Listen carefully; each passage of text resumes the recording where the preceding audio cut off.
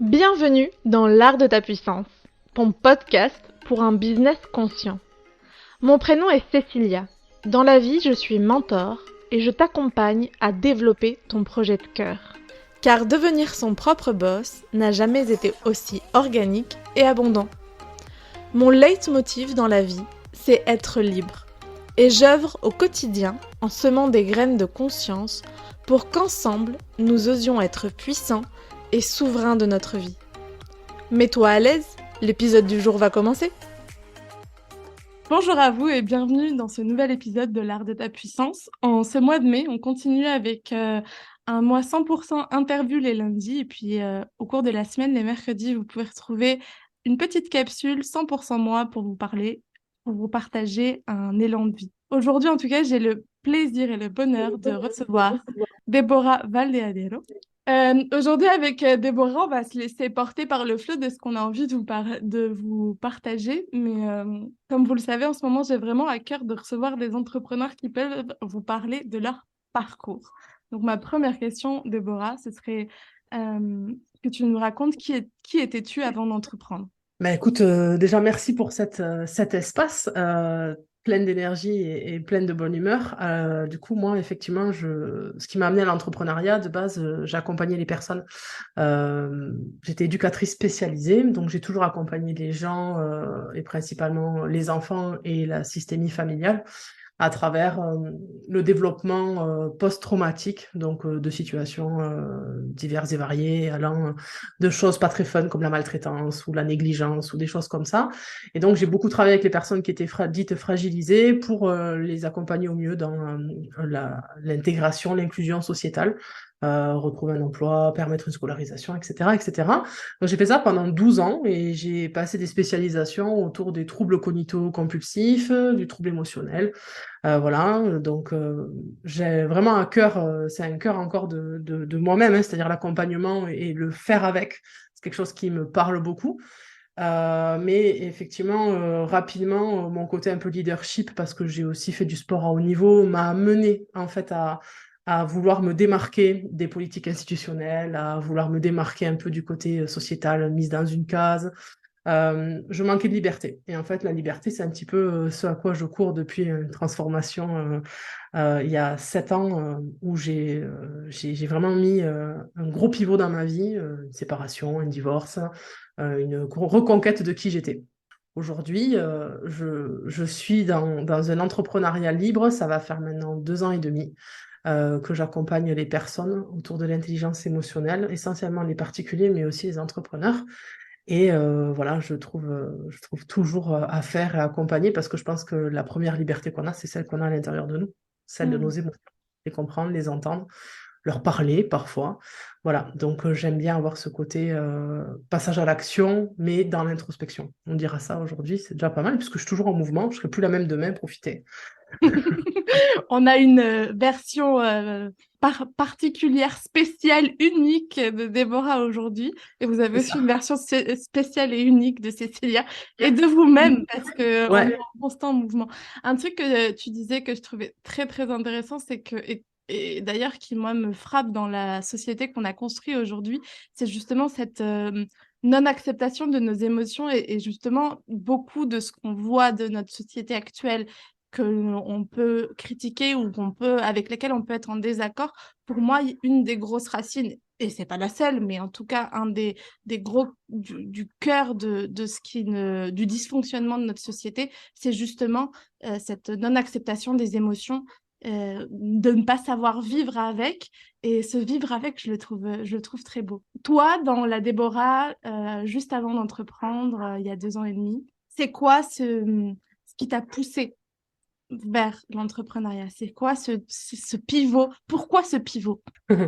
Parce que ça a été la douleur. Et malheureusement ou heureusement, j'ai beaucoup de gratitude pour ça. Ça a été un événement traumatique au niveau de mon emploi. Voilà, parfois on travaille avec des gens qui ont des décompensations massives et surtout des enfants. Et du coup, ça a été la douleur. Ça a été la énième blessure que mon emploi m'a causée. Et du coup, l'irrespect de moi-même vis-à-vis de mon corps. Je pense qu'il a fallu avoir ce déclic pour me dire qu'en fait, j'avais des capacités, j'étais assez pour pouvoir tenté et j'étais assez pour pouvoir un peu rentrer dans le fait que je devais aller chercher ma liberté pour montrer qui j'étais et voir si des gens pouvaient être inspirés par ça, pour prendre, emboîter un peu le pas. Donc c'est vraiment quelque chose qui mûrissait. Je savais pas exactement vers quoi j'allais. Je savais que j'avais des compétences, je savais que j'avais des ressources, comme nous tous en fait. La question des soft skills, la question, voilà. Je sais aussi que j'ai une forte énergie qui permet aussi d'être attractive pour les autres, notamment par le sport, avec le basket, le sport co, où les gens avaient tendance à beaucoup me suivre. Et du coup, j'ai pris tout ça, je me suis posée avec moi-même et je me suis dit, OK, tu veux plus accepter cette espèce de case salariale dans laquelle tu ne te sens pas libre. J'aime voyager, j'aime rencontrer des gens, j'aime me connecter aux gens, j'aime pouvoir discuter, j'aime pouvoir débattre, j'aime pouvoir ne pas être d'accord. Je dis souvent, j'aime les gens, même si parfois ils m'emmerdent, mais je les aime en fait, parce que je trouve que c'est intéressant. Et même quand ils m'emmerdent, ils m'apprennent. Mm. Donc, il faudra couper les gros mots, mais non. Et en Oh, fait, je je trouve suis ça désolée, intéressant. mais je coupe aucun gros mot. Ah, j'adore. J'adore. On va refaire plein de podcasts. Non, non. Et en fait, la liberté d'être soi, ça a été la première liberté que je me suis offerte. Et après, ma liberté professionnelle, aujourd'hui, j'ai plus l'impression de travailler, en fait. Aujourd'hui, j'ai l'impression que je suis un électron libre, rempli d'émotions et qui peut apporter d'autres émotions ou d'autres libérations émotionnelles, ou en tout cas d'autres autonomisations de libération émotionnelle. Parce qu'aujourd'hui, je me suis lancée en plein Covid, ce qui est assez extraordinaire. C'est-à-dire que quand je me suis lancée, 3 mois plus tard, j'ai donné ma démission, j'étais en CDI, bien calé, machin. Personne n'a compris ce que j'ai fait, ce qui est encore plus chouette. J'ai quand même créé une société qui s'appelle Impossible n'est pas vous. C'est-à-dire que souvent on a dit, ah non, mais il y a une triple négation, ça va jamais marcher, il y a le impossible, il y a le né, il y a le pas, les gens vont jamais venir. Les gens ont adoré, j'ai dû déposer la marque parce que même les gens me disaient, ah ouais, on peut faire des tatouages, des machins. Ça a vite pris, je trouvais ça chouette parce que je me suis dit, ah, en fait, il y avait un credo à prendre et les gens, ils aiment ça, en fait, c'est de l'énergie. Et je trouve que l'énergie, c'est contagieux. Quand tu la donnes et que la personne la reçoit et qu'elle va la retransmettre, c'est comme l'amour, ça se démultiplie, quoi. Donc, cette liberté-là, je me suis choisie et pour rien au monde, je reviendrai en arrière ou je regretterai ça. C'est hyper intéressant ce que tu dis sur l'énergie parce que du coup, ça me fait penser à au cœur de ce dont on avait envie de parler aujourd'hui parce que finalement, aujourd'hui, on irradie amour parce qu'on a choisi, nous, l'amour. On a Mm. choisi que ce soit l'amour de nous-mêmes qui soit le moteur de nos projets de cœur. Donc, c'est se dire, bah, en fait, moi, j'ai envie d'être au service de moi. Donc, mon business aussi va être au service de moi. Impossible n'est pas vous et à ton service. Et Kaluna est au mien. Ou en tout cas, c'est ce qu'on poursuit pour avoir cette liberté totale d'être qui on veut. On a aussi des petits trucs en commun, de voyager, de partager, de tout ça. Le sud-ouest, quand Le même, enfin, faut pas sud-ouest. envoyer. Mais du coup, je me faisais le parallèle dans ma tête que c'était aussi ce choix, du coup, de quelle énergie on avait envie de transmettre. Parce que si notre société actuelle, de ce que je vois, euh, se complaît dans choisir une énergie qui soit plus négative, qui soit celle de la peur, qui soit celle de la jalousie, qui soit celle de toutes ces émotions qui ne nous nourrissent pas, mais qui, au contraire, nourrissent un égrégore commun, un égrégore sociétal, et nourrissent nos traumas, nos peurs, nos insécurités, parce qu'ils existent en fait. Nos parents peuvent avoir fait du mieux qu'ils peuvent et avoir donné le meilleur d'eux-mêmes, euh, même dans la structure familiale la plus bienveillante et amoureuse qui existe, l'enfant aura un trauma parce le parent ne peut pas faire autrement. Mm. Et du coup, on est plein de traumas et on est dans une société qui nourrit le trauma. Je sais pas, c'était la pensée que j'avais et j'avais envie de te la soumettre. Parce que je pense que c'est la peur, en fait. Pour moi, il y a trois choses qui viennent emprisonner les gens. C'est la confusion émotionnelle, pas savoir exactement ce qu'on ressent. La baisse vibratoire, c'est-à-dire avoir un faible taux énergétique, c'est-à-dire ne pas être en capacité de se connecter pour faire un peu sens dans son corps, dans sa vie, dans les gens, dans son environnement, dans son écosystème. Et la troisième chose, du coup, c'est le côté, l'incapacité de passer à l'action. Mais en fait, si dans ce triangle un peu de Cartman, on pourrait le redire, hein, il y en a un qui est bourreau, victime et l'autre sauveur, on a quand même quelque chose autour de la confusion émotionnelle qui pour moi est centrale. C'est-à-dire que si tu ne sais pas ce que tu ressens, si tu ne sais pas à quoi ça fait appel, à quoi ça fait sens, on part sur le principe qu'il y a un être humain sur deux qui a déjà vécu un trauma sur cette terre. et que très potentiellement, les 50 autres pourcents, ils vont suivre dans pas longtemps. Donc, il y a quelque chose autour du trauma et je trouve que parfois, on l'utilise trop, ce mot trauma. Parfois, on lui donne trop d'importance, parfois pas assez. C'est là juste une unicité des gens. Et puis alors là, maintenant, avec les intelligences artificielles, autant te dire que se passe un truc qui est assez extraordinaire. Moi, j'ai beaucoup de gratitude pour l'intelligence artificielle parce que je me dis, ben, on n'a pas fini en fait de pouvoir travailler les gens avec l'émotion parce que, ok, une machine, elle va te faire un site web en 3 minutes, elle va pouvoir te faire un plaidoyer pour un avocat en 2 minutes, mais tu vas faire comment avec ta machine quand le soir, tu es chez toi, tu es angoissé de tu sais pas de quoi? Et est-ce que tu vas taper sur Internet, je suis angoissé, ils vont te dire oui, je vous en prie, faites 3 minutes de cohérence cardiaque. Et c'est ça le trauma en fait. C'est que derrière, tu vas faire 3 minutes de cohérence cardiaque, ton cerveau va pas forcément conscientiser pourquoi, et le lendemain, ah ben, ça va revenir. Et tu referas 3 minutes de cohérence cardiaque. Et il y a des gens qui font ça, c'est pas jugeant, c'est juste que moi, j'ai envie de continuer à cheminer là-dedans parce que j'ai eu ces 3 minutes de cohérence cardiaque par moment. J'ai eu ces besoins d'aller faire du sport à outrance pour pouvoir ressentir de la douleur ailleurs que dans mon cœur et dans ma tête, mais plus dans mon corps, comme ça, la douleur se taisait. On parle d'hypersensibilité, on parle de supersensibilité, on parle de plein de choses. Le trauma fabrique des gens hypersensibles et supersensibles. Et comme on les ressentent pour la société trop, eh bien, on va leur soit donner des médicaments, soit leur dire, bah là, vous ressentez trop, allez voir un thérapeute, etc. Alors que l'émotion, c'est ce qui nous connecte les uns aux autres. Par définition, l'émotion elle est censée te faire bouger. C'est ça, en fait. Emotion, bouge. Et c'est ce qu'elle te dit, ton émotion, bouge. Et, et l'énergie, après, il faut accepter l'énergie positive comme il faut accepter l'énergie négative. C'est juste un ressenti, mais les deux sont utiles. Et c'est d'ailleurs de ça qu'on va parler, parce que on a, toi et moi, une complémentarité sur ces énergies-là. Mm.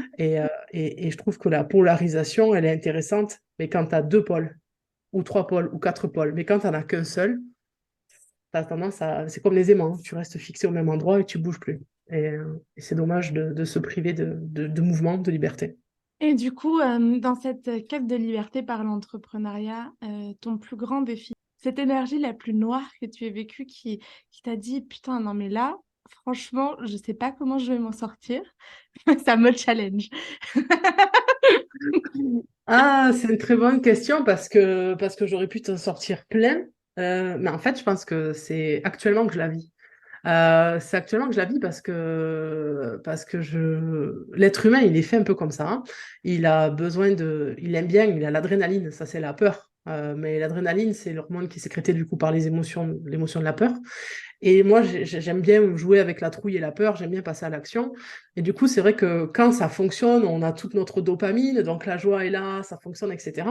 Et en fait, il se passe un truc assez intéressant, c'est que l'être humain, il se relâche. C'est-à-dire il va avoir cet effet de zone de confort, tout va bien, etc. Il va avoir tendance à se relâcher naturellement. Et c'est quand il se relâche qu'il baisse un peu en taux vibratoire et qu'il peut rentrer dans le piège de rester dans cette énergie-là. Et la vibration finit par s'arrêter.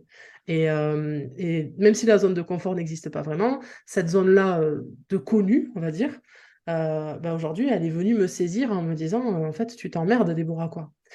Tu t'emmerdes, t'es pas bien, et ça fait sens avec la question de la perte, puisqu'aujourd'hui, moi, il y a des morceaux de mon ancienne vie qui ont fini de partir, et cette perte-là, elle est extrêmement douloureuse. Elle est aussi gratifiante, mais elle est pour l'instant très douloureuse. Et donc, je dirais que c'est maintenant que je vis ça parce que je connais l'entrepreneuriat, je connais la liberté. J'ai l'impression d'avoir tout eu, mais que maintenant, tout ce que j'ai ne me convient plus, on va dire, et que j'ai besoin d'avancer et de cheminer sur ça. Et donc c'est noir aujourd'hui, mais c'est noir et tant mieux parce que ça va permettre après de remettre de la couleur. Voilà. Et je dirais que cette liberté-là, je l'ai toujours, mais je la questionne. Je la questionne, pour qui, pourquoi. J'ai défait mon pourquoi, alors je ne sais pas si ça parle à beaucoup de gens. Moi, je propose aux gens en fait de penser à leur pourquoi, parce que c'est très éphémère un pourquoi, mais c'est hyper important en fait. Parce que si tu ne sais pas pourquoi, c'est la première question que pose un enfant souvent. D'ailleurs, quand il grandit, dès qu'il a la parole, et pourquoi, et pourquoi. Et souvent, les adultes disent, ah ouais. Alors, au début, on explique, c'est mignon. Puis au bout du 300 pourquoi, on dit, ouais, c'est bon, il va. Mais cette quête de sens, je pense qu'elle doit nous suivre toute notre vie. Et aujourd'hui, ben, mon tableau de pourquoi, il ne reste plus que 30%. Je suis en train de le reconstruire. mais je sais que j'ai quelque chose qui est très puissant et à l'intérieur de moi. Et c'est pour ça que le titre de ton podcast me parle, parce que cette puissance qu'on a à l'intérieur, elle est liée à notre connaissance de nous-mêmes, à notre capacité de rebond, à la connaissance de nos émotions. Et je sais que demain, ils peuvent nous remettre 300 confinements. Je sais, je connais ma capacité et ma puissance intérieure.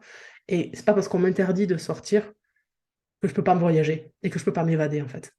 Et ça, je trouve que c'est très intéressant parce qu'on se doit, en fait, de pouvoir avoir ça en nous. Pour moi, c'est la première chose c'est ce que les gens qui travaillent avec moi, c'est ce qu'ils recherchent, à avoir cette liberté intérieure qui fait qu'après, ça les atteint plus. Regarder les informations, ah oui, d'accord. Ça veut pas dire faire l'autruche, ça veut pas dire ne pas s'engager, mais ça veut bien dire que la condition des autres ne doit pas être celle qui nous pénalise aujourd'hui et qui nous entrave et qui nous empêche de nous sentir libres. Sinon, on ne sera que des maillons d'une chaîne en moitié pétée, abîmés, qui brillent plus parce qu'on nous a dit, ben, vous brillez plus. Et ça, c'est pas ma vision des choses.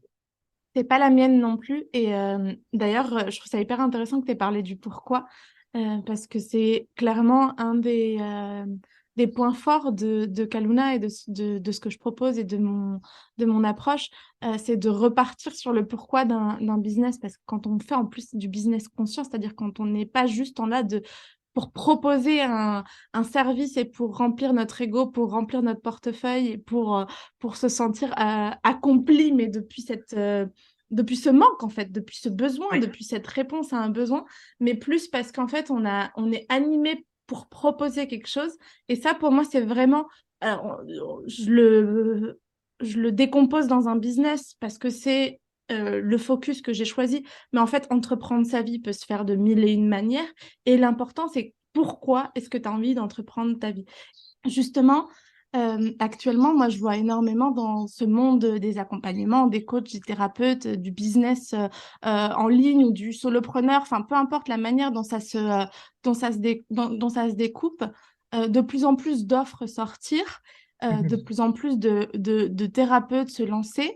Et je dis pas qu'il faut pas qu'ils se lancent, parce qu'au contraire, je pense que c'est important qu'on soit de plus en plus nombreux à porter ce message d'amour, porter ce message de croyance, de liberté et de puissance.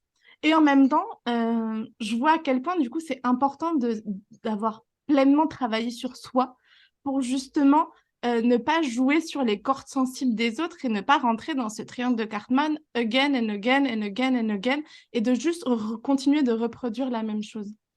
Peut-être tu peux nous donner un témoignage de comment est-ce que toi, à l'intérieur de ton business, tu fais en sorte, enfin, en tout cas, tu as cette vigilance euh, depuis quel espace tu proposes que tu es en train de créer. En fait, je comprends complètement parce qu'aujourd'hui, alors, c'est un peu vicieux parce que pour pouvoir exercer, il y a quand même des normes, des lois, etc.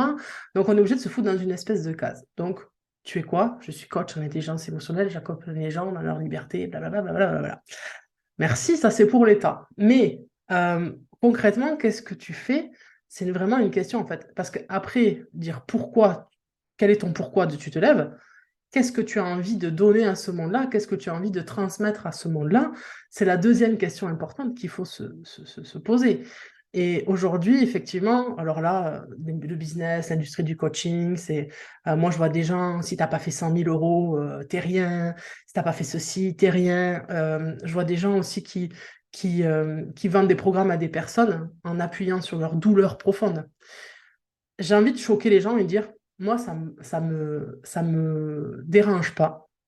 Mais par contre, si tu le fais, sois sûr que c'est extrêmement bien qualifié, que tu es extrêmement compétent pour pouvoir accompagner cette personne et pas faire à la place, et que tu vas pas réveiller une blessure plus profonde ou tu vas créer une dépendance affective ou au contraire accentuer un traumatisme parce que moi, il y a plein de gens qui sont revenus travailler avec moi sur mes programmes et qui disaient, en fait, moi, j'ai déjà fait ça, ça, ça, ça et ça n'a pas marché. Donc, il y a beaucoup de gens qui me disaient, t'es ma dernière chance. Et déjà, quand tu tisses de cet espace-là un lien de coaching, d'accompagnement avec quelqu'un qui te dit, t'es ma dernière chance, tu sais déjà que tu as mis ta cape un peu de sauveur. Tu sais déjà que tu es en mode, OK. Mais si tu sais que tu peux vraiment l'aider, cette personne, c'est OK de l'aider. C'est OK. Mais si tu sens que tu n'es pas la bonne personne, je pense que tu as 1000 fois plus à gagner de dire, je ne suis pas la bonne personne pour toi. Parce que toi, peut-être dans 5 ans, tu auras évolué, cette personne reviendra vers 5 ans vers toi, elle aura évolué, et vous pourrez peut-être co-construire quelque chose. Et pour moi, c'est hyper important. Je fais toujours ça dans l'espace de la bienveillance, de la pose d'intention, et surtout de l'interrogation de ma propre liberté intérieure. Est-ce que le fait d'accompagner quelqu'un, ça va entraver ma liberté? Si ça l'entrave, no way, plus jamais. En fait, j'ai pu le faire, hein, j'ai fait ces erreurs-là, où je me disais, mais en fait, je propose autant des accompagnements sur mesure que des programmes autonomes, que des programmes collectifs. J'ai proposé tout ça, j'ai fait fonctionner tout ça a fonctionné plus ou moins bien et parfois excellemment bien, et j'ai continué à faire ça. Mais au final, si ça entrave ma liberté, à un moment donné, je pense que c'est pas bon pour moi, et donc, a fortiori, pas bon pour l'autre. Donc, euh, tout le monde peut être coach, tout le monde a des soft skills, tout le monde peut apporter à tout le monde. Maintenant, je pense que tout le monde n'a pas la capacité d'entreprendre, de pouvoir se renouveler, de pouvoir s'introspecter et de pouvoir faire face aux aléas aussi intérieurs de l'entrepreneuriat. Enfin, on est dans des montagnes russes sans cesse. Quand on cherche à se sécuriser, c'est là où nous arrivent toujours les choses les plus magnifiques. Quand on n'a pas besoin de se sécuriser, c'est là où on a toujours la galère qui tombe alors que on l'avait pas voulu. Et ça, si tu sais pas ce que veut dire chez toi la peur, elle veut dire chez toi quelque chose qui est complètement différent de chez moi, et inversement pour toutes les autres émotions. Mais en fait, aujourd'hui, on a des gens qui se lancent dans l'entrepreneuriat, qui veulent gagner de l'argent, c'est OK. Moi, je ne les juge pas. Ils attirent ce qu'ils attirent, mais c'est juste que je pense qu'il faut se poser la question de pourquoi je le fais et qu'est-ce que je vais faire. Et vraiment, qu'est-ce que je peux apporter. Voilà. Et à partir de là, ben, je veux pas apposer de jugement, mais je trouve qu'en ce moment, euh, il y a une entrepreneur une coach qui m'a causé cette image et je trouve ça assez intéressant. Il y a beaucoup de gens en ce moment qui ont envie de manger des pâtes sur Facebook et ils traversent des villages où il y a que des boulangeries. Mais on va essayer de les persuader de manger un sandwich, tu vois. Donc en fait, il y a un truc qui marche pas, mais vas-y, mais on s'en fout que tu voulais manger des pâtes. On veut quand même te proposer ça parce qu'un jour ça va te servir. Et c'est du forcing, quoi. On respecte plus la question du consentement. C'est la première liberté qu'on s'accorde, quoi. J'ai le droit de te dire non. Ok, tu vas appuyer sur ma souffrance, mais je la connais, tu m'apprends rien, mais j'ai le droit de te dire non. Et je pense que chaque personne qui travaille avec l'humain doit être en capacité de recevoir un non. Sinon, c'est pas la personne qu'on accompagne qui a un problème, c'est celui qui est l'accompagnateur qui ne sait pas gérer sa frustration ou non, qui n'a pas la capacité de rebond et qui n'a pas la capacité de se régénérer et de reproposer quelque chose qui est adapté à la personne, c'est-à-dire en l'occurrence lui faire bouillir de l'eau et lui faire cuire des pâtes. C'est tout simplement ça, quoi. Voilà. Métaphore culinaire, il est bientôt midi. Merci, Déborah. Euh, on a parlé un peu du dark side ou de tout ce qui était Mm. l'ombre dans l'entrepreneuriat, mais cette ombre, il permet justement d'aller vers une lumière intérieure. Moi, j'aimerais que tu nous partages aujourd'hui quel a été ou quels ont été les plus beaux cadeaux de ces 2 années et demie d'être le leader de ton projet de cœur. En fait, les vrais cadeaux de ça, ça a été. J'aime. C'est mon côté peut-être un peu maso, mais je l'assume parce que je trouve ça intéressant dans ma blessure un peu autour de l'humiliation, de ce que j'ai pu vivre dans ma vie. J'aime l'idée de la beauté cachée des choses. Vraiment. Il y a d'ailleurs un film qui existe, Beauté cachée, avec Will Smith. Faut le voir, je trouve ça intéressant. Et cette question au rapport aux entités, c'est-à-dire que depuis que j'ai fait ce choix de liberté, je crois que les plus beaux cadeaux qui me sont été donnés, ça a été de pouvoir revoir mon rapport à l'amour, de revoir mon rapport à l'énergie, de revoir mon rapport au temps aussi qui passe, de revoir mon rapport à l'autre. Parce que toute personne avec qui j'ai travaillé est venue apporter un micro-miroir chez moi. J'avais forcément quelque chose qu'on appelle le transfert. C'est obligatoire quand tu travailles avec l'humain, tu es obligé d'avoir un transfert. Et dans mon contre-transfert, dans ce que je renvoyais aux gens, il y avait toujours beaucoup de bienveillance, mais il y avait aussi toujours un petit peu de moi. Ça ne veut pas dire que je leur donnais, ça veut dire que je leur montrais pour qu'ils puissent se dire que oui, c'était possible et que l'impossible n'était pas. Et je crois que c'est toutes ces personnes en fait qui ont été des vrais cadeaux de l'univers en fait, de ma réalité et de ce que je veux faire.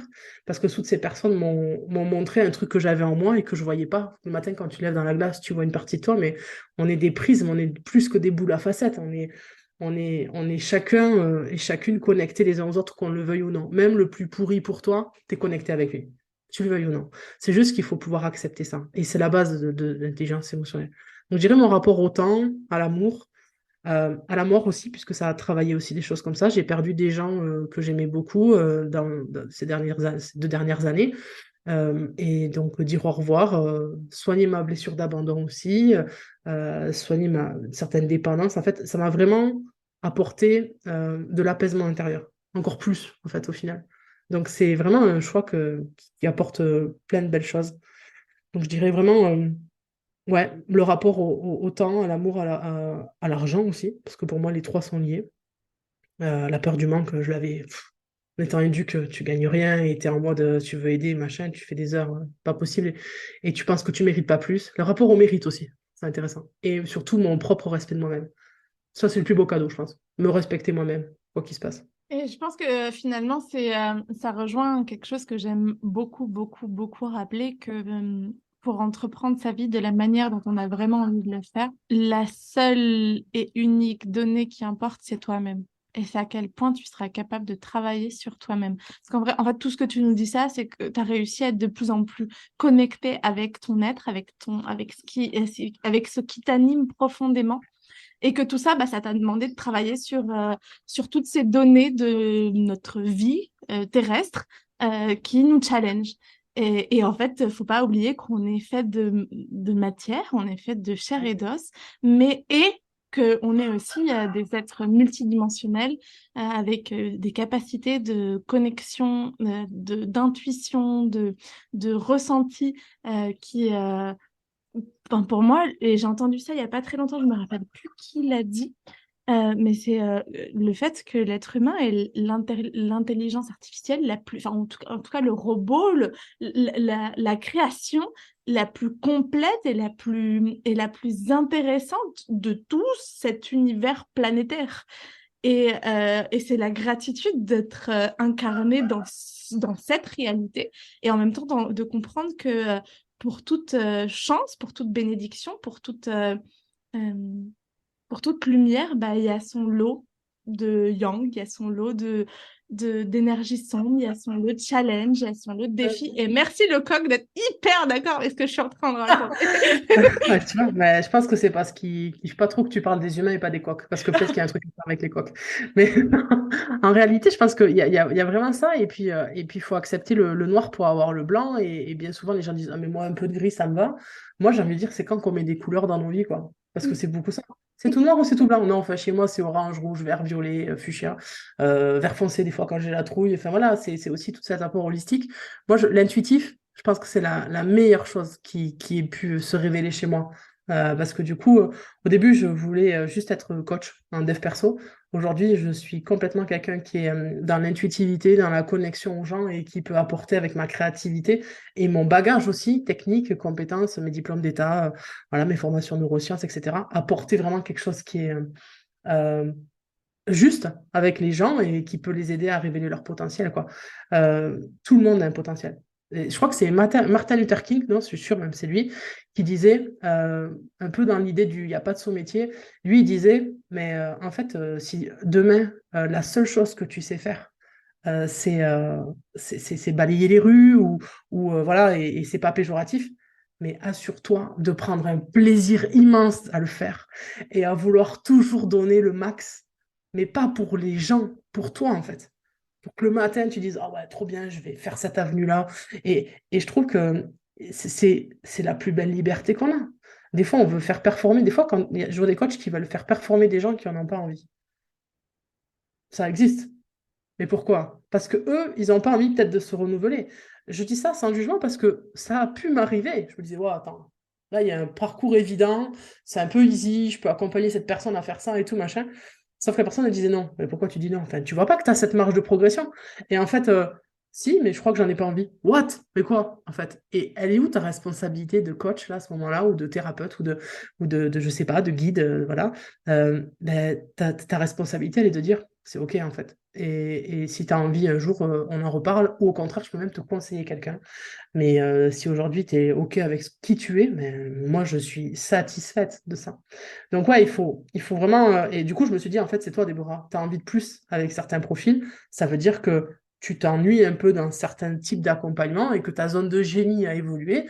Donc, évolue avec ça, renouvelle-toi, régénère-toi, rebondis et va proposer autre chose. Et c'est complètement là-dedans qu'on est aujourd'hui.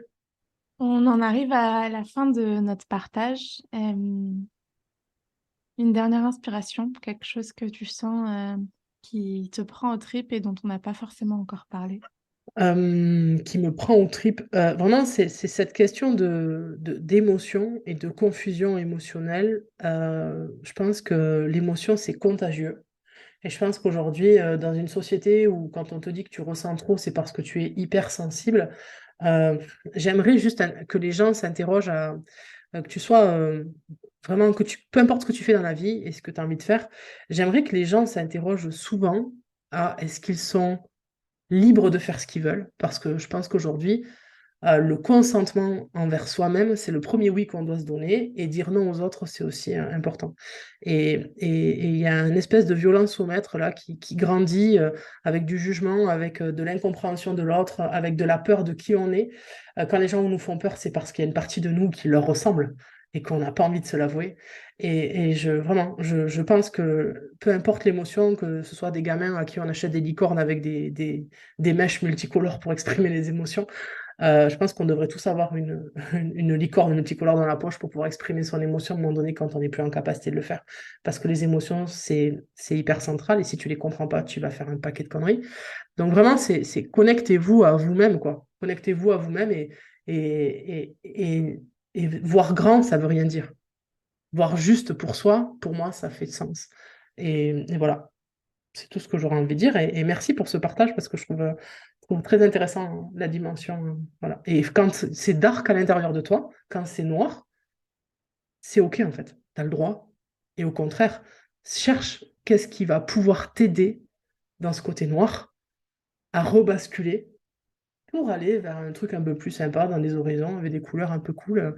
Voilà. Et je pense qu'il faut l'écouter ce côté dark parce qu'il est utile et parfois il te sort un peu de situations complexes ou en tout cas il te t'aide à poser des limites. Tellement d'accord avec toi. C'est drôle parce que du coup, Déborah et moi, on s'est connus dans le cercle de Marjolaine Gailly, comme plusieurs personnes que vous êtes en train d'écouter ces dernières semaines. C'est vrai. Et ce que je trouve intéressant, c'est qu'on est aussi plusieurs à avoir expérimenté des grands challenges en ce début d'année 2023 et avoir un besoin d'être d'autant plus aligné avec qui l'on est. Moi, je l'ai déjà partagé dans un podcast, mais j'aimerais bien réexpliquer un peu l'histoire de ce début d'année.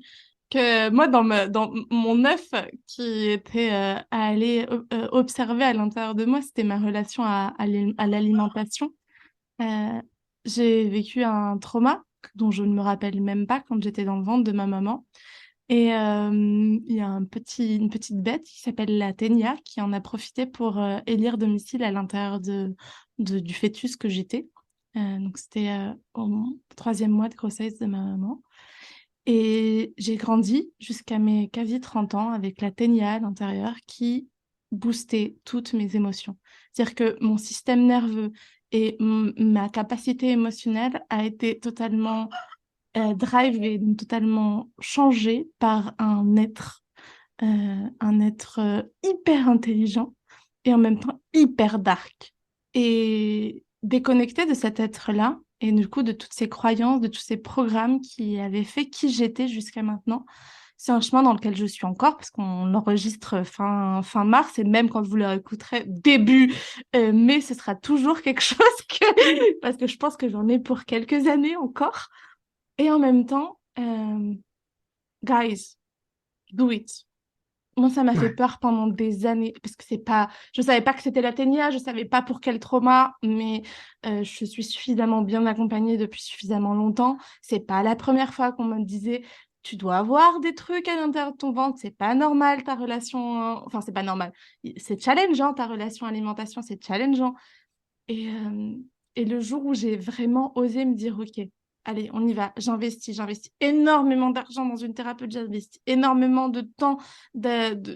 Et en même temps, je vous jure que le bénéfice que j'en retire aujourd'hui, bah, c'est justement de pouvoir avoir cette conversation juste avant midi avec Déborah et de pas être en choc glycémique, insulinique parce que j'ai besoin de ma dose et que je suis hyper claire et que oui, je commence à avoir un petit peu faim, mais en tout cas, je suis moi. Je ne suis plus drivée par quelqu'un d'autre qui est en train de me raconter quelque chose. Et moi, c'était un petit être à l'intérieur de moi, enfin, du coup, un grand être à la fin. Mais, mais en fait, on a tout notre être de cette... On a toutes ces dagues d'énergie qui sont venues nous coloniser à un moment ou un autre. Et c'est un choix, un jour, qu'on prend de se dire, OK, j'en ai plus besoin. J'ai plus besoin de toi. Tu m'as aidé, tu m'as été très utile. Mais maintenant, je peux voler de mes propres ailes. Et c'est la liberté d'être soi, c'est aussi le courage de se défaire de ce dont on ne veut plus. Et, euh, et j'avais envie de le partager parce que je pense que l'intelligence émotionnelle, on peut l'avoir qu'à partir du moment où on choisit, on se choisit soi. Et, euh, et donc, je voudrais inviter tout le monde à se choisir. Hein. Bien sûr, bah, après, c'est la question de l'accroche-décroche. Tu sais, ce que tu expliques, c'est que pour avancer, il y a des gens avec qui je travaille et je prends souvent l'image du mammifère. On est des singes, hein, Ouais, je suis descendante. Hein. Et donc, pour avancer, il va beaucoup plus vite de branche en branche. ouais. Et mais pour avancer vite, il faut qu'il accepte de lâcher certaines branches. Et c'est un peu l'idée, c'est pouvoir lâcher la branche d'avant parce qu'elle te permet plus d'avancer et d'être bien dans ta vie, en fait. C'est ça. Hein. 80 000 jours sur Terre, euh, non, 82 ans, 30 000 jours. C'est ça, en fait. 30 000 jours pour 82 ans de moyenne d'espérance de vie. Bon, ben voilà, le rapport au temps, moi, il a changé à ce moment-là où j'ai compris ça. Donc, le côté dark, effectivement, est utile et il faut pouvoir s'en détacher. Donc, bravo pour cette métaphore parce que je trouve que du coup, elle est assez intéressante. Il y a quelque chose à l'intérieur de moi qui n'est pas moi, mais qui s'est associé malgré moi. Et aujourd'hui, la version de moi n'est plus définie par lui, mais bel et bien par moi parce que je m'en suis détachée. Mm. Ça fait beaucoup de moi, mais à réécouter, je pense que ça va être intéressant ce que je viens de dire. Ouais, et puis en fait, premièrement moi, deuxièmement moi, troisièmement moi, quatrièmement moi, et c'est pas de l'égoïsme, c'est pas de Non. l'égocentrisme, c'est pas de l'égotique, c'est Mm. un instinct de survie, c'est s'aimer, c'est de l'amour propre, c'est tout ça. Et je pense il y a vraiment une rhétorique à changer là-dessus. Bah, en fait, dernière métaphore qu'on va garder, c'est que quand tu es en terrasse, quand tu vas boire un verre, là, il fait super chaud, etc. Tu as préféré, enfin, il fait bon, il fait pas super chaud parce que les gens préfèrent te mettre à l'ombre où tu vas te cailler ou te mettre à dorer un peu tranquille au soleil et prendre ta dose de vitamines. Ben, en fait, tout le monde va préférer le soleil. Et sauf que si aujourd'hui, toi, à l'intérieur de toi, tu n'as que la pluie et les grêlons depuis je sais pas combien d'années, les gens vont pas vouloir non plus s'approcher de toi pour partager. Et donc, se choisir, le multi-moi, comme on vient de le dire, c'est aussi dire ben en fait, j'aime bien être un soleil. Déjà pour moi, parce que ça me réchauffe le cœur. Et en plus, parce que les gens, après, ils peuvent aussi être à côté de moi en terrasse et on peut tous se réchauffer. Et je trouve ça intéressant parce que c'est bon aussi pour les autres. Et au siècle du Covid, où on doit tous mettre des masques et se désinfecter les mains et les joues avant de se faire la bise, etc., franchement, d'être des mini-soleils, c'est pas un luxe, au contraire, c'est le minimum des droits qu'on a. Déborah, où est-ce qu'on peut te Mhm. retrouver? C'est quoi tes actus et tes non-actus du moment? J'aime bien parce que ce podcast avait été prévu et puis a été déplacé à ma demande, donc c'est encore mieux. On me retrouve essentiellement sur Facebook, mais mon Insta aussi est en train de bouger. Impossible n'est pas vous. Voilà, il y a une communauté Facebook avec une petite communauté de 2500 personnes et c'est chouette. On aborde aussi la question de l'hypersensibilité, mais pas que, l'intelligence émotionnelle. Insta aussi. Et après, essentiellement, franchement, mon actualité aujourd'hui, elle est dans la reconstruction suite à mon envie de pivoter. Donc, mon actualité aujourd'hui, c'est des capsules audio pour proposer des voyages intérieurs aux gens dans l'introspection sous forme de mini-abonnements.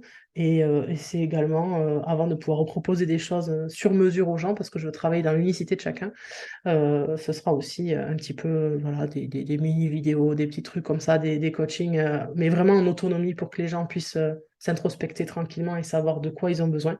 Parce que répondre à la question de quoi j'ai besoin, parfois c'est compliqué. Et voilà. Ça, et puis les entrepreneurs avec les conférences, etc. Donc ça, c'est ma nouvelle actualité pour des gens qui se sentent dans l'envie d'aller chercher leur liberté, mais qui sont un peu bloqués. Voilà, donc passage à l'action, aider à casser certaines croyances. Et puis voilà, on va me retrouver, on me verra, on m'entendra. Et si vous voulez vraiment me retrouver, on va se retrouver, il n'y a pas de souci, il n'y a pas de raison. Moi, Merci. j'invite tous les coachs, thérapeutes, accompagnants à prendre contact avec moi. Je rigole. Non, c'était la petite blague. Mais Ouais, surtout, je et vois. aussi à prendre contact avec Déborah parce que je pense qu'on a toutes les deux des approches très différentes et en même temps très complémentaires. Et, euh, et, et je pense que dans ce que tu es en train de redesigner sur ce que tu vas proposer, je te l'ai déjà dit avant, mais je pense que tu as beaucoup, beaucoup à apporter à toutes ces lumières tous ces phares qui sont en train d'émerger dans ce monde. Merci beaucoup pour ça, merci pour ces mots. Et on n'est pas à l'abri de proposer quelque chose.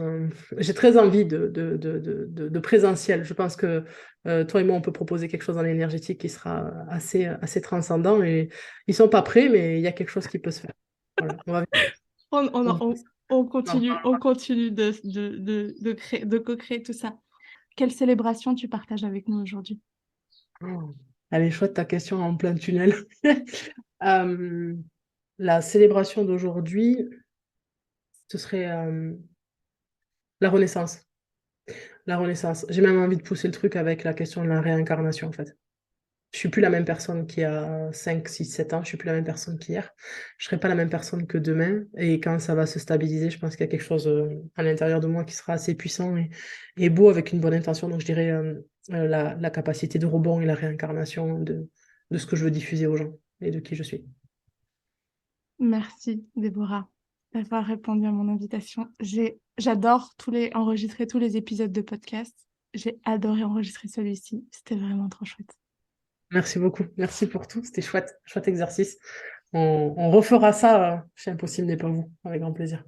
En tout cas, merci à vous de nous avoir écoutés jusqu'à maintenant. N'oubliez pas de laisser votre petit commentaire juste en dessous de cet épisode de podcast pour nous dire ce que vous en avez pensé. Si vous avez envie de revoir Déborah aussi par ici pour parler d'autres sujets, quel sujet vous intéresse? Tout ça, c'est sur la petite barre de commentaires juste en dessous. N'oubliez pas de souscrire à la chaîne de podcast aussi pour avoir en avant-première à chaque fois qu'un podcast sort. Et puis, on se revoit très, très, très vite. Ciao, ciao! Salut, merci. Et si tu as apprécié ce que tu viens d'écouter, je t'invite à nous rejoindre sur l'Instagram de Kaluna, @KalunaVaisesi, où tu peux aussi réserver un appel découverte avec moi pour sentir les synergies se créer. À très vite!